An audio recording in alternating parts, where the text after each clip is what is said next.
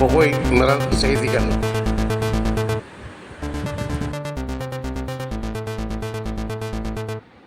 கலை மற்றும் அறிவியல் கல்லூரிகளில் மாணவர் சேர்க்கைக்கு ஒற்றை சாளர முறையை கொண்டு வர வேண்டும்.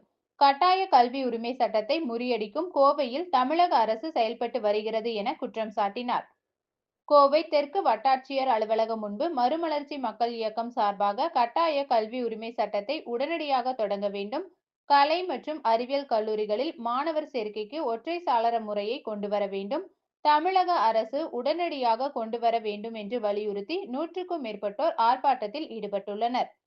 மாணவர் சேர்க்கையில் சிபிஎஸ்இ, ஐசிஎஸ்இ பள்ளிகளை சேர்த்து இணையதள பட்டியலில் கொண்டு வர வேண்டும், பள்ளிகளில் கல்வி கட்டணத்தை சீர் செய்ய வேண்டும் என்று வலியுறுத்தினர்.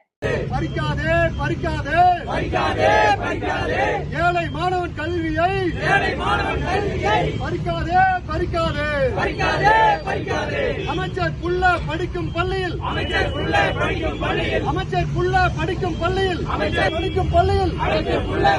பள்ளியில் ஏழை மாணவனுக்கும் இடம் கிடைக்கும் ஏழை மாணவனுக்கு இடம் கிடைக்கும் அமைச்சர் புள்ள படிக்கும் பள்ளியில்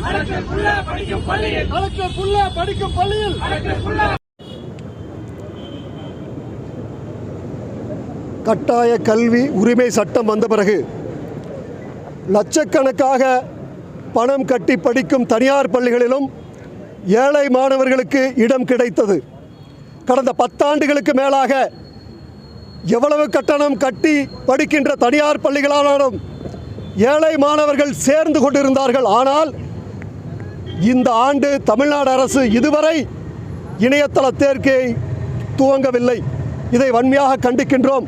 கட்டாய கல்வி உரிமை சட்டத்தை முடக்குகின்ற வகையில் தமிழ்நாடு அரசு செயல்பட்டு கொண்டிருக்கின்றது.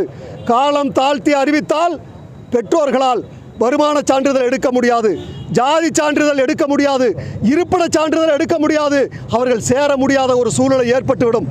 ஒவ்வொரு ஆண்டும் ஏப்ரல் மாதம் கட்டாய கல்வி உரிமை சட்டத்தினுடைய சேர்க்கை தொடங்கிவிடும். ஆனால் இப்போது